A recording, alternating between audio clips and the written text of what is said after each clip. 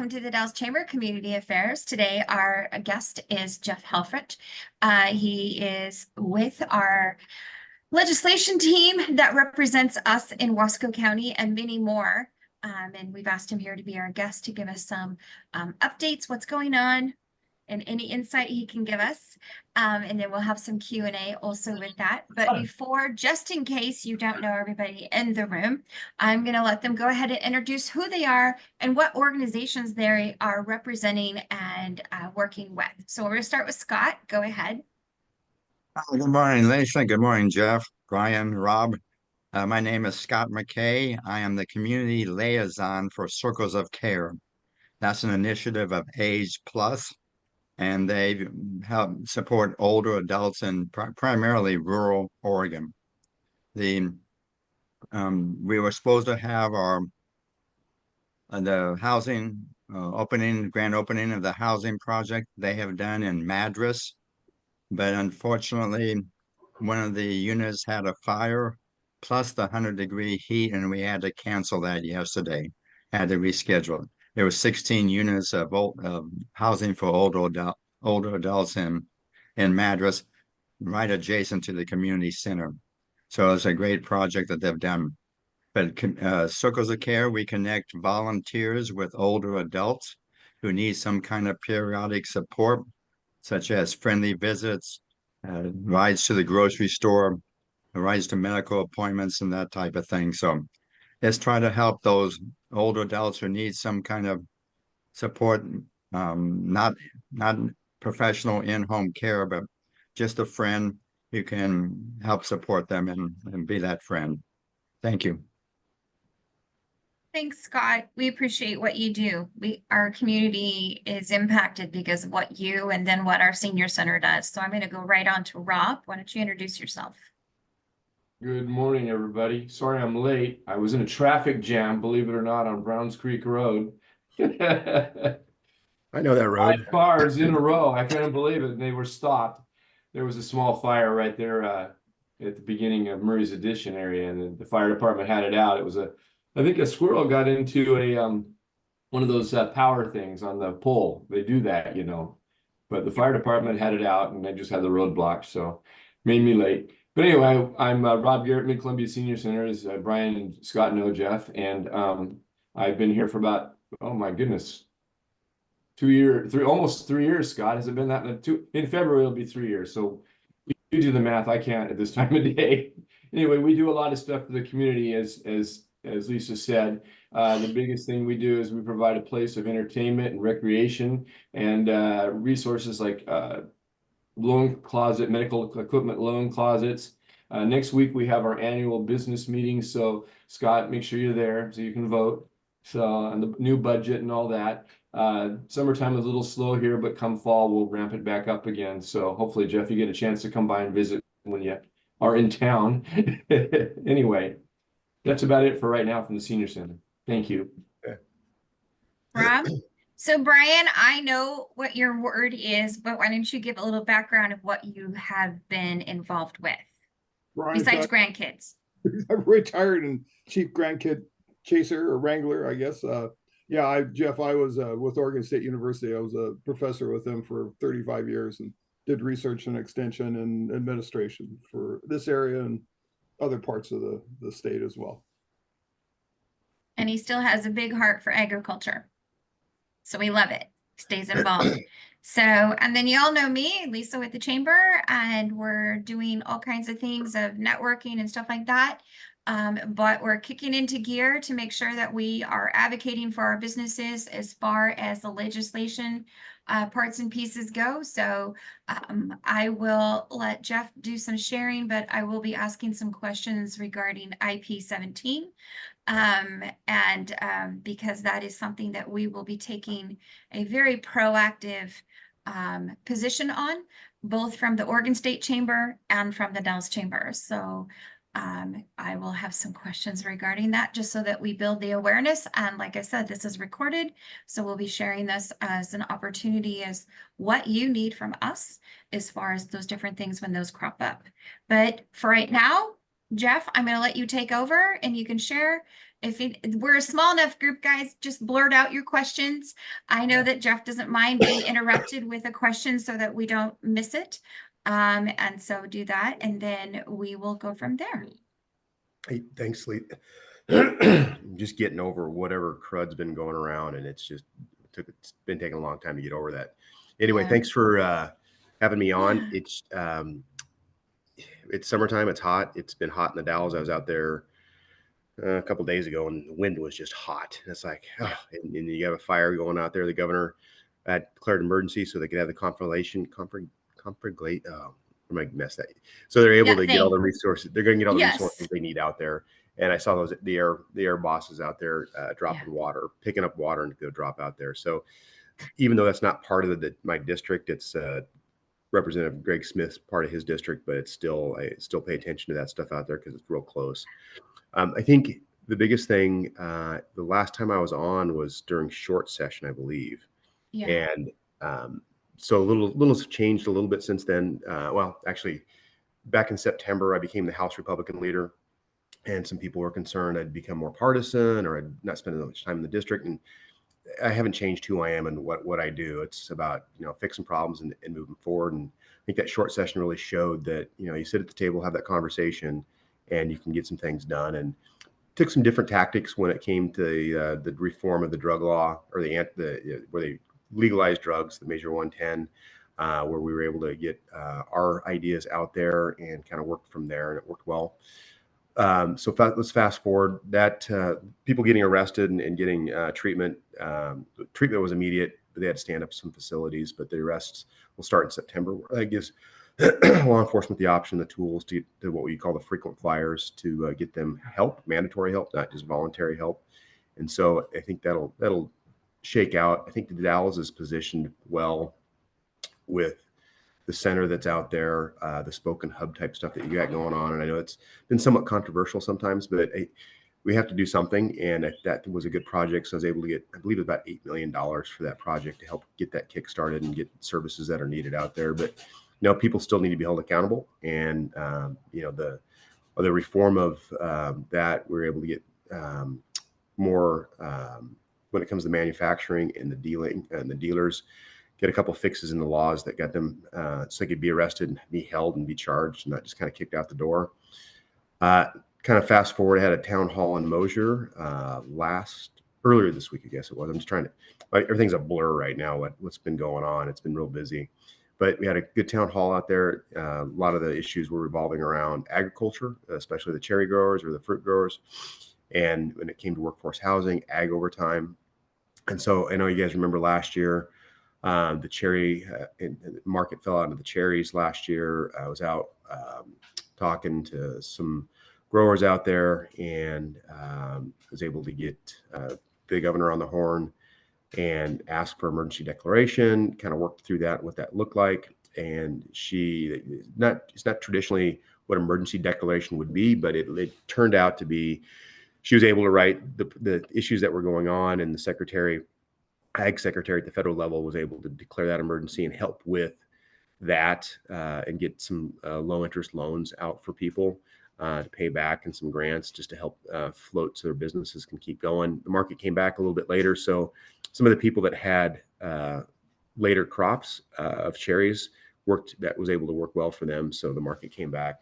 So that's always there. But I think top of mind for out there is the ag overtime and the OSHA workforce housing issues that are going on. And I don't understand sometimes. Well, I do understand. I get why they do it, but there's a group of people that just seem to think that it's not fair to put people on the farm labor housing, and it's just not right. And they show all these pictures of these bad facilities, and those aren't the facilities that are in the Dalles. They're not the facilities that are in Hood River. They're not the facilities that are in the district where, House District 52 spans from the Dalles Dam all the way into the Portland metro area and covers the backside of all of Mount Hood, all of Hood River County, and half of Wasco County. And not quite half, but a quarter, we'll say a quarter of Wasco County. And there's just this movement that they want to segregate these workers off of the farms, and they want to work, and they want to work as many hours as they can. So then when they go back home, they've made good money, and they're able to live a comfortable life where they're at. So I talked to the governor a lot about that, and the fruit growers had asked, "What can you do, Jeff?" And so when I talked to the governor, I said, "Do me a favor, just talk to the people here that are impacted by what you're hearing on this other end from these nonprofits or these groups, these special interest groups that are saying that there's all these bad things are going on, and they are going on, but it's in Southern Oregon. It's in these illegal marijuana grow operations." And I said, "Why are we making new laws when we can use the existing laws to enforce that and quit punishing the people that are doing the right things?" And so that she was receptive to that. She's really when I knew her as speaker, she wasn't quite this way, but she really is, as the executive officer now, she's really trying to do the right things and move the needle in the direction. We'll disagree on certain issues, and you always are going to, because you're never going to agree on 100%. But she's really trying, and so I'm hopeful there. They've paused. OSHA was really trying to push these new square footage regulations, the heat and the smoke and air conditioning, all these things are trying to pile on for the fruit growers that are taking away from their bottom line. And they've paused that. They're going to have a couple more meetings. They wanted to push out the final meeting or the final rule making in June. And so now we're into July. So I see that as a good sign that having conversations with the governor and having the director of OSHA come to my office and explain to me why we're going down this route and not having an equal representation of what's going on and just a one-sided thing. And I think that's where we got to do better at the state governments with rulemaking.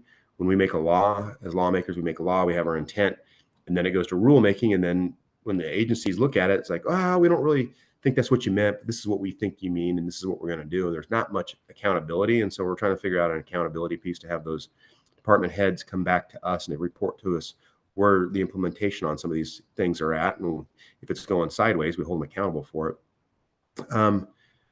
Hit the fire down south. We got the fruit grower issue.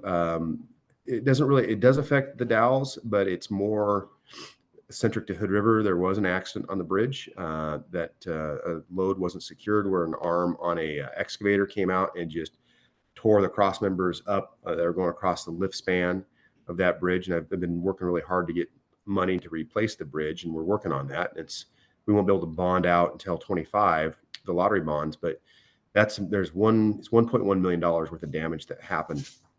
And with that damage, the Port of Hood River's insurance policy has a $1 million deductible. So you do that, and so you still got to spend $1 million, and then they'll pick up the last $100,000. So I'm trying to figure out if there's some dollars in the emergency fund e-board where we can use those to help maybe offset some of those costs, because Hood Rivers, they have to dip into some of their savings that was going to be used for their down payment on their portion for the bridge. And so the truck driver or the company that did it doesn't have insurance. They're going out of business. And so it's just like somebody doesn't have auto insurance and they hit you. It's like if you don't have uninsured auto insurance, driver insurance, you're stuck with the bill. And unfortunately, they're stuck with that. And it's not, $1 million is a lot of money still, no matter whatever the economy looks like. And the commerce that goes on there across there every day, with commercial traffic not being able to be on that bridge, it impacts the Dalles, because you're going to see more traffic going across your bridge and come back, and SR 14, possibility for accidents on that side of the river, just because the volume of traffic. And so there's these greater impacts, or the bridge of the gods. And so there are these greater impacts that you're watching unfold, and it just shows our infrastructure needs these upgrades. And so I know the Dalles Dam, new plating and stuff, over the years, and bridges closed on and off at night and had these closures. And so that's what's going to happen here in Hood River for a while. So I'm hopeful we're able to get them some dollars, but I really like to see that project start sooner than later. But there's a window for the season, and that window starts in October and goes till December. It's during a fish run, and it's when they've worked with the tribes and the Corps of Engineers. Everybody has to have a say in this one. It's just not like when they originally built the bridge. Hey, we're putting some pilings in, got to put a bridge across it and call it good. There's a lot more to it now, and so a lot of hoops they have to jump through, and they've done a lot of those hoops to jump through those. And so it's my kids' guinea pigs in the background if you hear those squeaking back there. And so all that said, that's what's going on with the bridge. I guess we can just kind of jump into IP-17, Lisa. Why don't you, unless anybody else has any questions for the district and what we're kind of looking at for 25. Oh, here's one of the things I guess I'll say is one of the questions raised was during my town hall in Mosier. They talked about, well, you've kind of taken your attention away from the district because you're now the head Republican in the state as the leader. And no, it's actually been really beneficial because Daniel Bonham, our senator, lives in the Dalles, and so you have both leaders sitting in the same district, and we're able to sit at the table, and I call it the table of five. It's the governor, the Senate president, Speaker of the House, Daniel, and myself, and we get to have a discussion about what's going around the state, but also we can really pay attention to our district too. It's like there are certain things that need to be highlighted here, and you haven't had that for a long time in this district. I think the last time you had one of the leaders in this district, and it wasn't actually, I don't think that Dalles was part of the district, but it was Greg Walden when he was a House leader when he was in the state House. So it's very humbling. There's a lot of work you got to do, and I'm herding a lot of cats in different directions and trying to get them going in the same direction because everybody's individually elected. They have their own ideas, but we've got to try to get everybody working together. So it's a fun challenge to have. Hi, this is Brian. I guess a kind of a question now with the Supreme Court ruling concerning the houseless population, which impacts maybe a little less Oregon because of our laws, but obviously other states. But I guess trying to look at this in the long term, how do you see this playing out? I mean, obviously, to move people, off the street, you need to have a place for them to go. And I guess, having maybe a more of a cohesive effort statewide to say, okay, look at, we need to help these folks. We need to provide a place for them to go. We just can't, say, okay, you can't sleep on the street. We're going to throw you in jail or fine you, if there's no place for them to go. So I guess, is it kind of a long-term strategy to kind of help communities like the Dalles and others to work through this? So in, I can't remember, it was in 21 or 22, they passed House Bill 3115, which basically codified the Boise decision, which was you can't move anybody off of public property unless you have a place for them to go. And I think you've seen this explosion of homelessness, and it's if you look at other places, they don't have the same problem. So we have to figure out what that is. But I firmly believe in local control, and because if we spend another agency somewhere and create another bureaucracy, how do those dollars get out? And you've looked at OHA, and especially with the dollars trying to go out for recovery efforts for drug addiction, they never got those dollars out like they're supposed to. So I think if we're able to sit down with counties that have the ability, like the Dalles and some other places that have these places that can show this is how you make it work, that's a better way to do it. But we got to have something where we have some type of organization that helps do that. And I think that creates that public-private partnership. But I do think you're going to see a push to repeal 3115 and allow more local control for that to happen. Because I firmly believe, where you live at and the people that represent you in the county or the city know what's going on, instead of somebody sitting in Salem in an office that's like, well, we can think about this and have a theory, and we need more people doing than in talking about it. We need more action on stuff. And so if I had my druthers, I'd get the dollars out to help for those facilities directly to the county. Well, I guess my concern is it just seems like there needs to be a coordinated approach. I mean, obviously every town's going to have a different focus, but and I understand what you're trying to say. Yeah, we set up another bureaucracy, which costs money to take care of it. But I guess the work. I mean, we've been really fortunate. We've got a really strong program here. We've been blessed with a good leadership. But other communities maybe that don't have that, how to work with them to give them some support to do this, because ultimately this is never going to go away, and it's obviously maybe a little bit more severe here in the West because of our climate and whatnot. But I guess it'd be nice to see that we're all working together for the same good, that we're not doing cross purposes with another community. That let's work together. Let's build a cohesive program in the state to work with this, and obviously. I look at, I am one of the few representatives. I think I'm the only representative that reaches rural Oregon and the Portland metro. And I worked in Portland for, 25 and a half years as a police officer there. And Multnomah County can't get out of their way. The lines of bureaucracy that are there. And so that's why I think allowing local control at the county level allows for the county to sit there and set the policy within those communities to help that. And it's because every county is different. If you look in Sherman County, If you look in Sherman County, they have a different need than say you do in Wasco, or you go out to Eastern Oregon to Lake, or I'm going to get all the counties wrong, but you go down to Lake County, down in Southern Oregon stuff. Everybody has a different issue and different things. And so if you allow that local control to happen, I think you get better outcomes than this coordinated effort saying you can't only do it this way. I mean, you can use the Dalles, I think, as a model.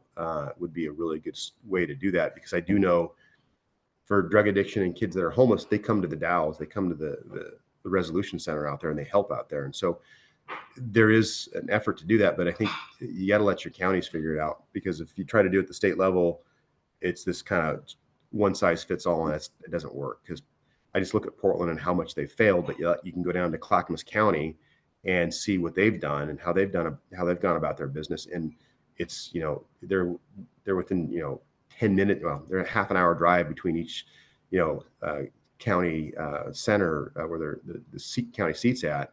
And the two different approaches to doing it. So until you get these counties kind of figured out, it's tough to make everybody follow one way of doing stuff, because no matter what you tell Portland, they're going to go about their own way in doing it.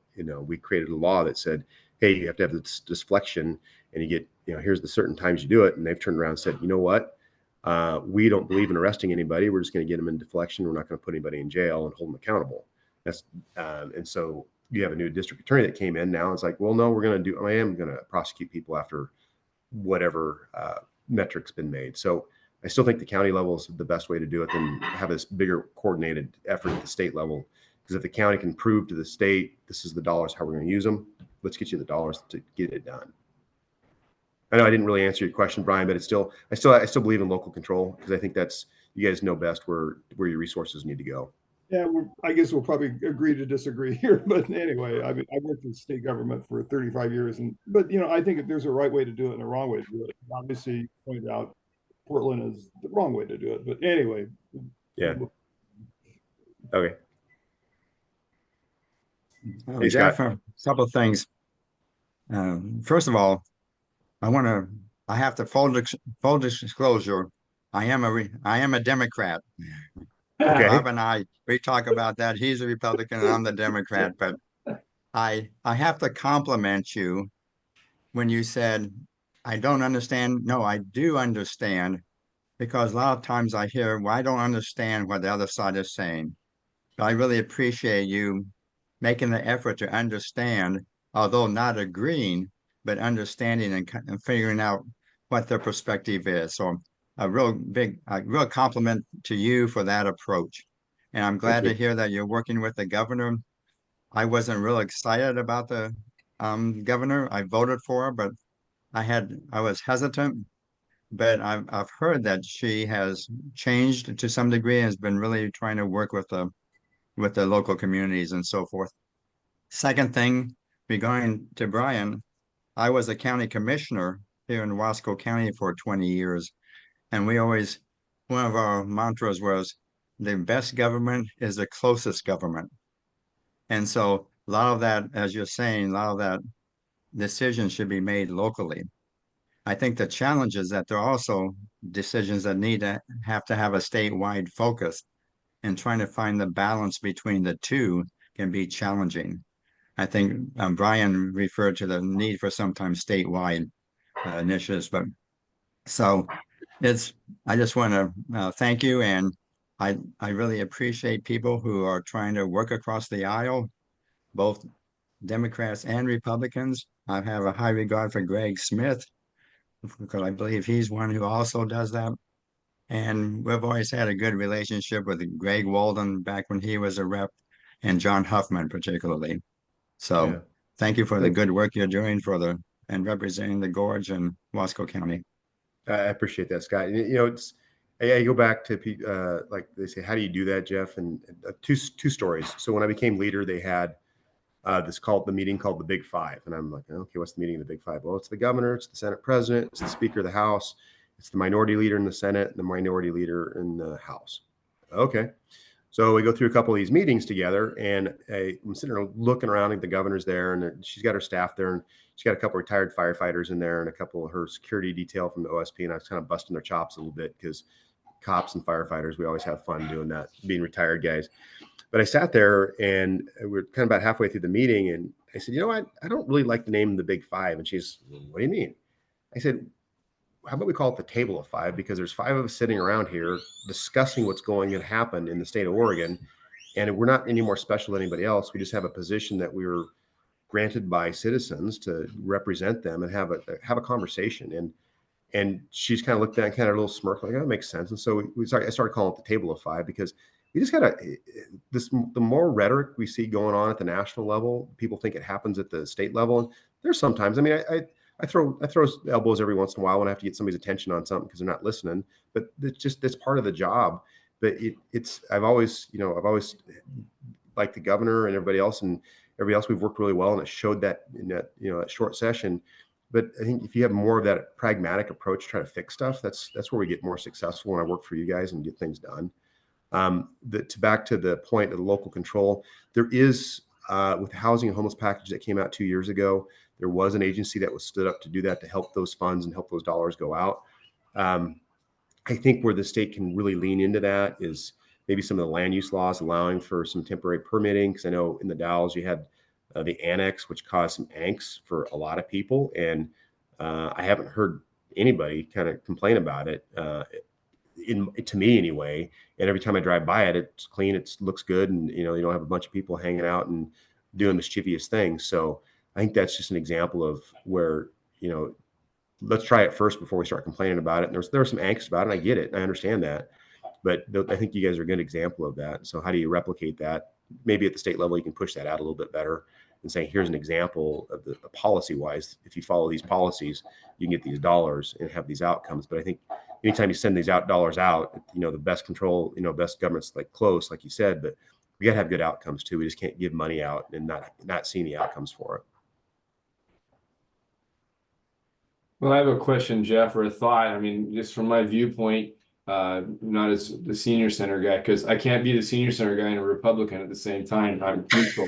So that's why Scott got neutered there, because he couldn't be the Democrat guy at the senior center either. So just balances out.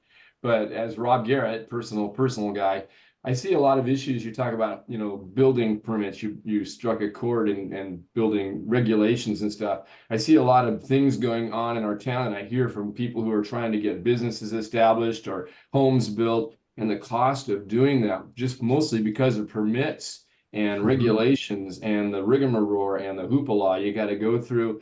I mean, if my mother-in-law built a house a couple of years ago, and she was into it for almost as much as my house is worth before she actually broke ground. I mean, I'm just thinking, if I ever wanted to, say, have new construction, and I think that affects even low income people, not the moderate average income people like myself, but those who would build, say, a multiple unit housing for the people in a lower income frame, like, say, young adults who are just getting married. I mean, when I'm looking at my daughter and my son-in-law, they're paying almost $2,000 a month for rent.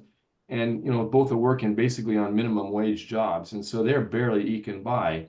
I mean, if there's a way to reduce some of the fees and, just take the burden off the contractors who want to build things, and that's trickled down into younger folks who might be able to get into a first-time house or something for, I know that housing's way out of line or way high compared to, when you and I bought our first house. I mean, people buy cars now for more than I paid for my first house, and that's 40 years. I think I was at 52 for my first house. Yep, 46.5. I mean, you're just going but the point is, if something could be done to release some of the fees and the restrictions, and I get it, we want to have good quality housing with inspectors who check things out. I want that for my house, but it just seems like the fees have gotten out of order where that prohibits this. I think so. I was a planning commissioner in Cascade Locks as vice chair of housing and homelessness in 23, and that was what I kept hearing over and over again. So I think there's a three-prong approach on this. It's land use and available land, and I can be centric about the gorge because we have high value farm ground, but then there's farm ground that's not being used because it's not high value, it's rocky or whatever it is. And then you've got the national scenic area which overlays that, which you're not able to expand. Your urban growth boundaries are set, which is fine. We have a beautiful area. Let's keep it that way. You don't want a bunch of houses on bluffs everywhere. But to your point, land is the biggest one. I think the restriction of that and how that is a cost driver. But when the permitting process comes to somebody wanting to develop that land, you can have somebody from across the state say, oh, I don't like this project, and goes through DLCD, through this land use appeals process with LUBA, and come back, and you can have somebody spend 10 years trying to develop property that costs more money, which is a cost driver, which goes up. And that doesn't even touch on what you're talking about, the permitting. And so all those costs get passed down to the end user, the consumer. And so I tried to get some streamlining of process, and some people are doing it. Some counties are able to do it.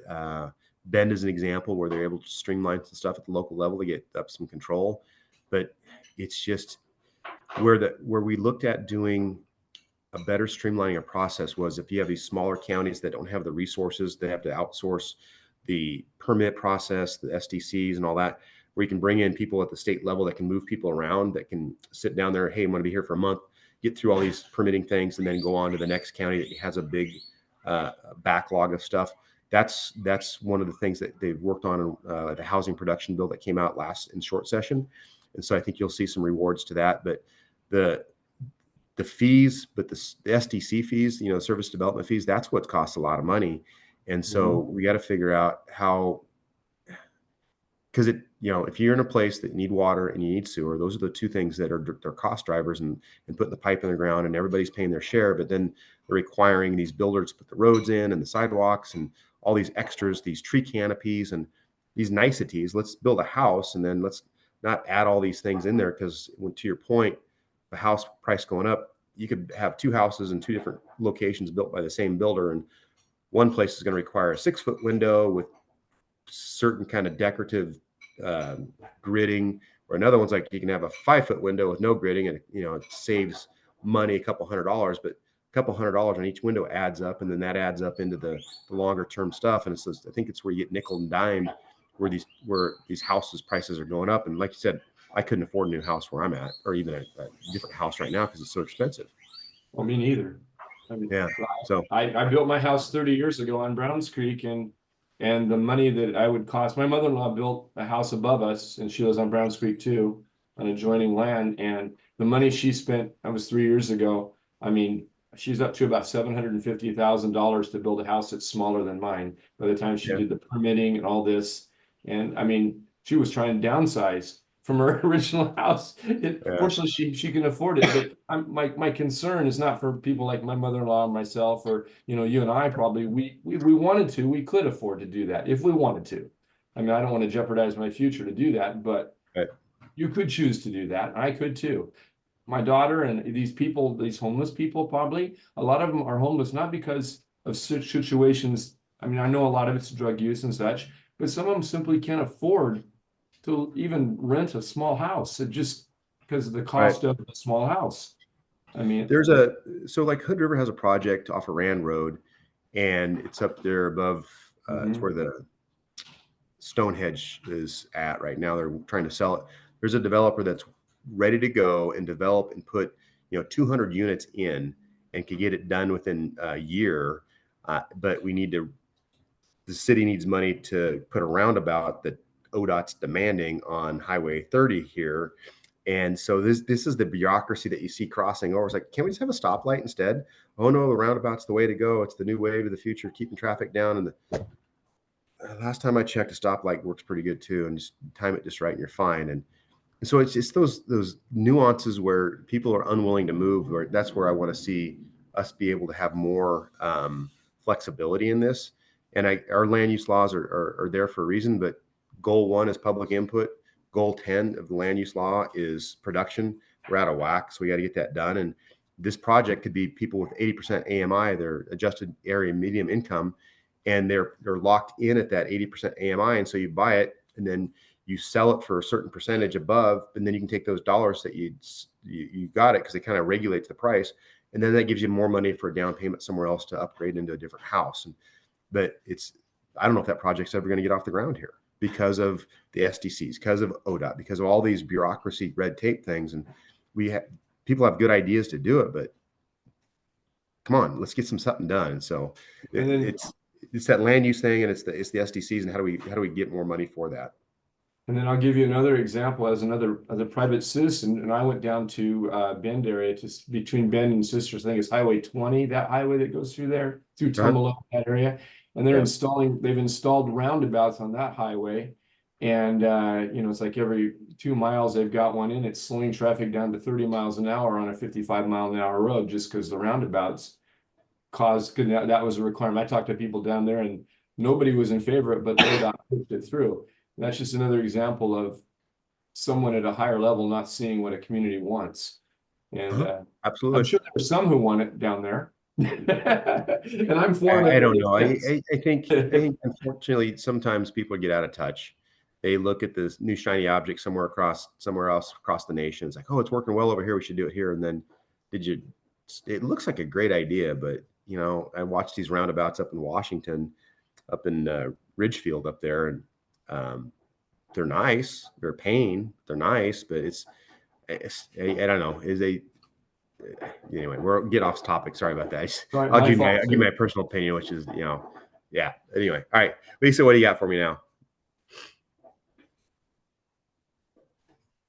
You're muted, Lisa. The button didn't work, so we'll go there. All right, so for those who are not familiar, IP17 is something that has been gaining some traction and signatures. We just view it worse than a cat tax. It's an additional tax, very similar, with less restrictions, and will hit the businesses taxed on gross receipts, gross sales, not net. And it's a 3% tax. And they are doing this to collect it so that people can apply. The community members can apply for a one-time payment, an annual payment through this. We saw some projections that they were looking at, I think, a $3 billion that they were hoping to create from this. So the businesses would be paying for an annual payment to go to community members. And so the OSCC, the Oregon State Chamber, and the Dalles Chamber is highly against this. It's not going to do anything. It's going to cause the businesses to raise prices in order to do business. That payment that these community members can get if they qualify and do all this stuff right is not going to cover that inflation that they're going to feel. The other thing that we noticed is if people don't apply or qualify, that money goes directly into the general fund. Am I correct so far? Yep. Okay. Yep. Okay. Keep So going. where are we? What have you heard on the signature process? Because they were headed that direction. As of the end of May, they had 105,967. They need at least 117,173 valid by July 5th to qualify. I know they've got 30 days to review those signatures, but do we have a report of where they're at right now? So I'm looking at it right now. I've been talking with some people. This has been a hot topic. They as of July 3rd, it looks like they did another dump of signatures, and they're probably I think they're gonna qualify for the ballot. Okay. So I'll just say this: our petition initiative process allows citizens to have input on how we do business. Sometimes when it happens, there's these unintended consequences, and I will say that Oregon is a cheap date. And what I mean by that is because of this process, you can have somebody from an affluent community across the nation in, let's say New York, put $5 million into a campaign and make it sound really good that we're going to provide all these recovery efforts for the drugs that affected people, and we're going to reclassify certain drug offenses. And that was 4 years ago. That's not science fiction. That's really the reality. And we watched what happened, how it wrecked our state, and how it just perpetuated more people to use drugs and not the drugs come into the state and all the stuff that went along with that. And so this petitioner is somebody locally, but he is funded by a billionaire out of California. Yeah. And so they're trying to do this redistribution of wealth is what it amounts to. And any citizen of Oregon can apply. And if they qualify, they get $750. And I'm pretty sure when you see that on an ad, everybody's gonna say, yeah, I want my $750. But the problem is we've already seen 20,000 people leave Multnomah County, which took $1.2 billion with them. And so Multnomah County's revenues have gone down because people have left. And so they've either left the state or moved to other places. And so now you're going to put another burden on businesses that make over 25 million on their gross receipts, 3%. And that's just going to, like you said, it's going to cause inflation. We as the legislature can't do anything because it is a citizens initiative, and it's an up or down vote. We can oppose it and come out against it. But I do know the businesses are staunchly against this. OBI, Oregon Business and Industry. There's a lot of places, and there's going to be a lot of resources used to try to defeat this measure. And those resources would otherwise benefit the campaigns I'm trying to run statewide to bring some balance back to Salem. I mean, I'd love to sit there and say, I can win, 5 seats and get us to 30 like we had in 2010, and you had good governance. And that's all I want is good governance. Let's get good ideas and get out there. And when you are imbalanced, one person has more power than the other, you don't tend to get things where you need to be. But when you're on equal footing, you get better stuff done and better outcomes. Well, this, unfortunately, I think it's all hands on deck, just like it was for the Max Williams group, and get rid of stuff. And it's just going to cost a lot of money. And that money could be used other places. I mean, you're talking $35 million worth of advertising that people are going to probably buy for media to vote no on this. Right. So I realize that it's a person initiative and it's coming out on the ballot. It sounds like it's going to be there if all of these are valid signatures. So I know that the Oregon State Chamber is hitting already with one-pagers with OBI and them coming together, partnering with this, and we'll be sending out a legislative update here this week to our members. What can we do right now other than get the businesses aware that their voice is going to need to be heard and that the community needs to be aware this is not a good thing? I think this is just something else that's going to add to inflation. Even though they said the inflation wasn't as much this year, this is going to artificially inflate prices and make it unaffordable to be here in Oregon. And I think the chamber gets that message out, and the people get that. And it's not the boogeyman saying it; it's going to happen. I mean, we've seen what's happened before, and we got to make sure we're good with our dollars and being stewards with it. Can you and Bonham be quoted in any of my legislative updates as to your position on this or your feelings about it? Feelings. I deal with a lot of no. We're good. I know there's a song way back in the 70s. Yeah, and we're all humming it right now. Yes, I'm the chief feelings officer. It seems like sometimes. No, just joking. I will get you a quote from HRO. Just send me an email.